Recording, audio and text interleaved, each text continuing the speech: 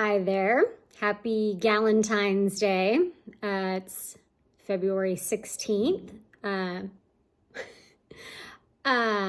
My sorority that I was a member of and now advise had an event, and I got to attend. And they had done it before in the past, but excuse my dogs, not in a while. And I don't know what it is. I know a lot of people are busy and have lives and have families, but our alumni representation is not very good. So I try to show up to as many things as I can now that I'm back in the state and within a reasonable distance. And, unlike the Texas chapter, which has, feverish, I would say, alumni support. My chapter, unfortunately, is not that lucky. And I know, I know a lot of women don't live in San Marcos, don't live around San Marcos, but there are plenty of people in Austin. There are some people in San Marcos, and there are people in San Antonio, which I understand after a long day of work is maybe not the most exciting thing you want to do, is spend an hour potentially fighting traffic to get to an alumni event or a chapter event. But I know it would mean a lot to the women of our chapter if more people participated.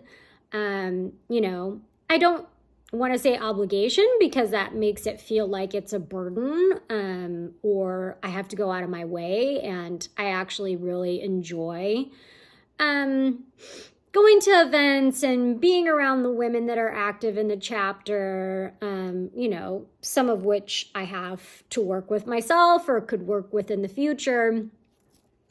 But I found, not that it was missing, I knew it was here, but this is my very favorite Shinola watch.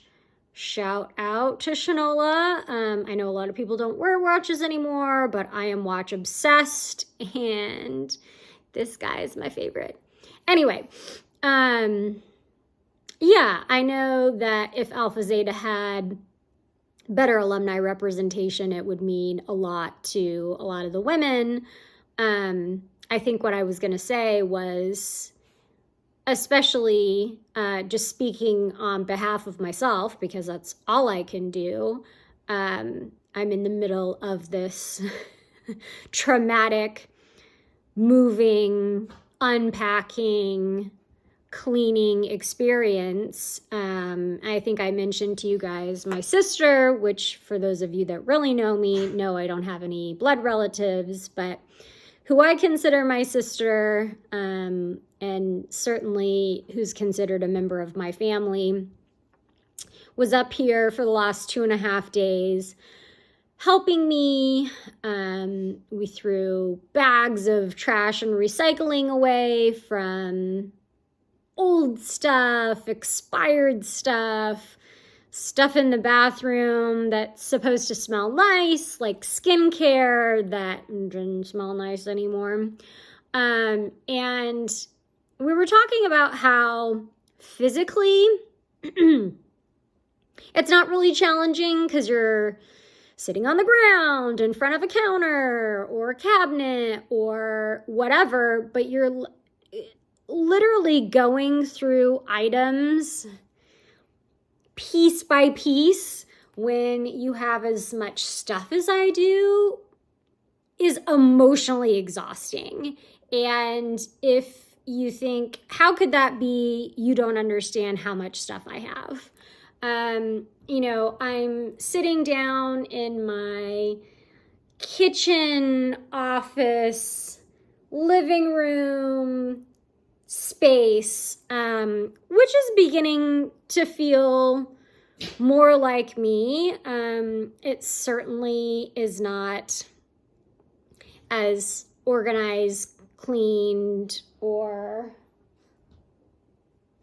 well, mostly organized and clean as I want it to be, but I'm headed in the right direction, and I'm certainly better off than I was when I woke up on Tuesday.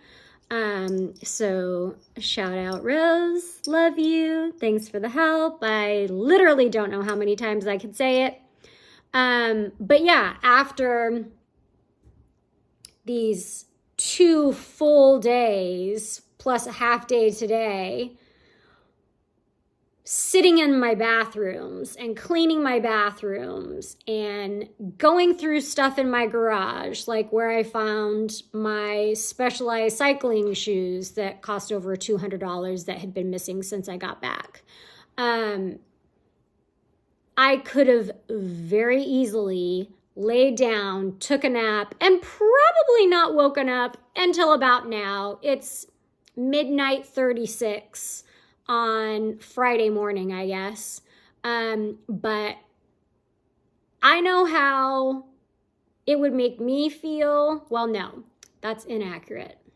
I felt differently about my advisor, my personnel advisor, when I was in my sorority. Anyway, I know how much it seems like it means to some of our girls when the advisors and alumni show up to stuff that they plan. And so I got in the shower, I rinsed all the dirt off, I put on fresh clothes. Yep. I sat in the traffic and I went, and there were only 2 other alumni there, but women that I personally knew and have relationships with from being an advisor when they were in college. And it was so great to see them and so fun to talk to them and catch up with them.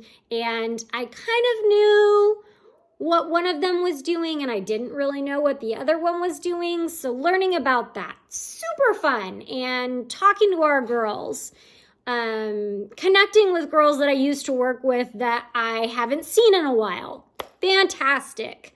And maybe the value of having relationships like that isn't as important to other people as it is to me, but it's really important to me. So I'm going to title this video Before versus After. And yes, I did have what I think is a healthier energy shake. No, not shake, drink on my drive down there. And that's probably what helped me stay awake and not like crawl up in a corner in the chapter room and sleep. But I knew it was something important enough that I wanted to be there, and I wanted to present my best self, which is energetic and questionative and inquisitive and engaged. And I was able to do that. And I am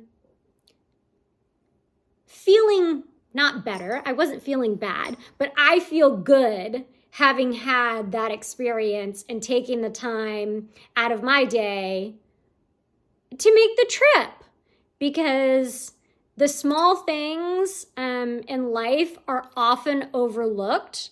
I would say frequently even they're overlooked, but they're often worth it. And if there's something to gain, whether it be for yourself or for another, because let's face it, in this day and age, lots of us are selfish and they won't go out of their way to do something that might affect someone else, unless it's someone like really close to them. But these endeavors are generally worthwhile. So do the thing that's a little inconvenient. Put forth the effort when you don't feel like it. And I would say 9 times out of 10, you'll come out on the other side feeling better, happier, and more satisfied than if you would have stayed home and watched television or sat around and thought about your work day or the stressful things that you have going on tomorrow. So that is your free unwanted PSA for the day, and I'm gonna get ready for bed. Okay, bye.